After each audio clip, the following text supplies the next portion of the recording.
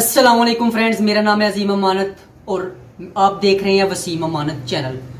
आज की वीडियो में हम बात करेंगे ओप्पो रेनो 5 पर कि इसका जो बैटरी टाइम है वो काफ़ी हद तक यानी कि कुछ दिनों के बाद जो बैटरी टाइम है इसका किस हद तक अच्छा रहता है। तो मुझे ये मोबाइल हो गया तकरीबन 3 मंथ लिए हुए। तो आज मैं इसका जो बैटरी टाइम और टेस्ट करके आपको बताऊंगा। ये जो ओप्पो ने व्हाट मोबाइल पे दिया हुआ है कि आप तकरीबन 55 मिनट के अंदर अंदर अपना मोबाइल चार्ज कर सकते हैं, या फिर कुछ जगह पर 50 मिनट दिया हुआ है। तो आज की जो हमारी वीडियो है हम इसमें ओप्पो रेनो 5 का जो बैटरी टेस्ट है वो आपको दिखाएंगे, क्योंकि आप सोचेंगे यार कि ये मोबाइल इतना ज़्यादा यानी कि बैटरी टाइम अपना स्लो कर गया है कि अब जो ना ये मतलब कि मोबाइल बहुत स्लो चार्ज होता है। तो मुझे यार पता नहीं, यूज़ करने का मज़ा नहीं आ रहा। तो मैं आपको इसकी जो मोबाइल है ना जो बैटरी है इसको चार्ज करके दिखाऊंगा।